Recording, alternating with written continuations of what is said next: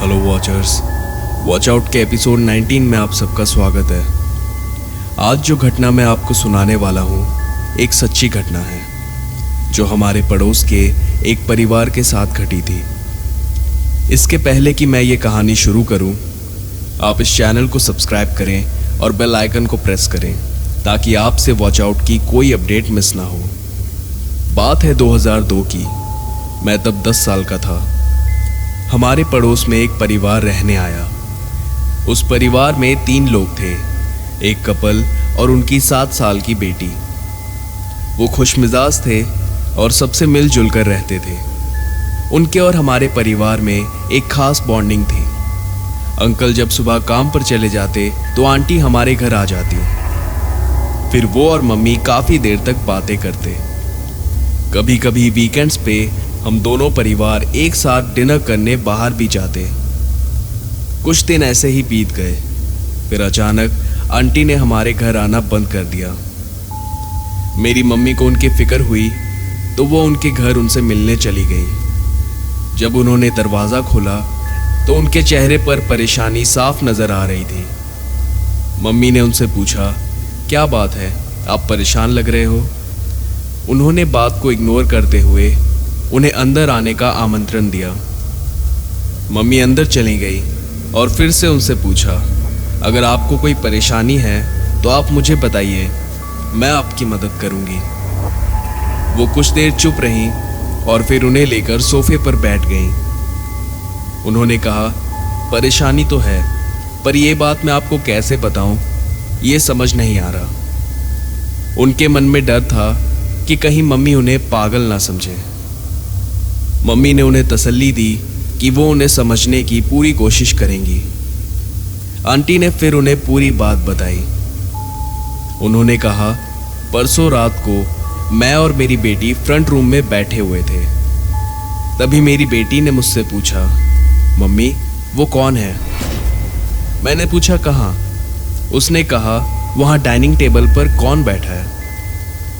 मैंने अंदर देखा तो वहाँ कोई भी नहीं था।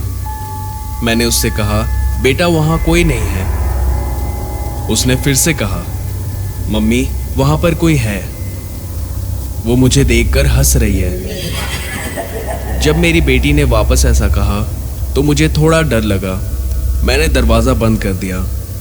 जैसे ही दरवाज़ा बंद करके मुड़ी तो उस दरवाजे पर किसी ने नॉक किया। मेरी आत्मा ने जैसे शरीर का साथ छोड़ दिया हो। मैं इतना डर गई थी। मैंने अपने पति को फ़ोन किया और उन्हें ऑफिस से उसी वक्त घर बुलाया। तब तक मैं अपनी बेटी के साथ फ्रंट रूम में ही बैठी रही। जब वो घर आए तो मैंने उन्हें सब कुछ बताया।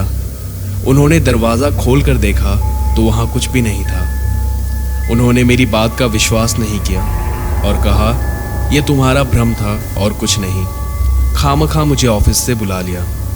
उस रात मैं किचन में काम कर रही थी। जब मैं विंडो के पास कुछ रखने गई तो मैंने ग्लास की रिफ्लेक्शन में देखा, मेरे पीछे एक औरत खड़ी थी। मैं डर गई और ज़ोर से चिल्लाई। मेरे पति दौड़कर किचन में आ गए, पर जब मैंने उन्हें अपनी बात बताई तो उन्होंने विश्वास नहीं किया। दूसरे दिन मैं नीचे किचन में काम कर रही थी और मेरी बेटी ऊपर के फ्लोर पर खेल रही थी। जब वो नीचे आई तो उसके होठों पर लाल रंग लगा हुआ था। मैंने उससे पूछा, ये कैसे हुआ? उसने कहा, ऊपर वाली आंटी ने मुझे शरबत दिया। मैंने ऊपर जाकर देखा तो वहाँ कोई भी नहीं था। मैं जब नीचे आई तो मुझे मेरी बेटी के किसी के साथ बात करने की आवाज़ सुनाई दी। मैंने जाकर देखा तो वो अकेले खड़ी होकर हवा से बातें कर रही थी। जब उसने मुझे देखा तो उसने कहा, मम्मा इन्होंने ही मुझे शरबत दिया था। अब ये बात मैं किसे बताऊं? कौन करेगा मुझ पर विश्वास? मेरी मम्मी ने उनकी सारी बातें गौर से सुनी। उन्होंने कहा, आप फिक्र मत करो, मैं आपकी बात पर विश्वास करती हूँ, आप मेरे साथ चलो। मम्मी उन्हें लेकर एक बाबा के पास गईं। वहाँ पहुँचने पर उन्हें पता चला कि अब वो बाबा वहाँ नहीं रहते। वो दोनों घर वापस आ गए। मम्मी ने उन्हें तसल्ली दी कि वो जल्द उन्हें किसी और बाबा के पास लेकर जाएंगी। दोनों अपने घर वापस चले गए। पर उस रात उनके साथ जो हुआ वो खौफनाक था। रात के 1 बजे थे। अंकल आंटी अपने कमरे में सो रहे थे और उनकी बेटी अपने कमरे में सो रही थी। जब आंटी की नींद खुली तो वो पानी पीने के लिए किचन गईं। ऊपर आते वक्त उन्हें उनकी बेटी के कमरे से कुछ अजीब आवाज़ें सुनाई दी। उन्होंने जब दरवाज़ा खोला तो देखा उसके बेड के बगल में एक औरत खड़ी थी। वो कुछ बड़बड़ा रही थी और उसके हाथों में एक दराती थी। अचानक वो औरत आंटी की तरफ देखी और जोर से चिल्लाई और फिर उनकी बेटी पर दराती से वार किया। ये देखकर आंटी उसी वक्त बेहोश हो गई। जब उन्हें होश आया तो वो दौड़कर अपनी बेटी के पास गई। उन्होंने देखा वो सो रही थी। उसे कुछ भी नहीं हुआ था। वो बस एक छलावा था जो उन्हें डराना चाहता था। उन्होंने उसे गोद में उठाया और अंकल के साथ हमारे घर आ गई। उन्होंने मम्मी पापा को सब कुछ बताया। उस रात वो हमारे घर में ही रहे। आखिर इन सब चीज़ों से तंग आकर उन्होंने घर छोड़ने का फैसला किया। दूसरे ही दिन वो किसी और जगह शिफ्ट हो गए। उसके बाद से उन्हें फिर कभी वो चीज़ें दिखाई नहीं दी। अजीब सी बात ये थी कि इतने सालों से हम भी वहाँ रह रहे थे, पर हमें कभी ऐसा महसूस नहीं हुआ।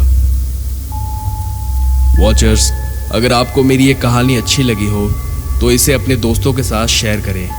मेरे चैनल वॉच आउट को सब्सक्राइब करें। मैं ऐसी एक नई कहानी लेकर आपके पास जल्द लौटूंगा।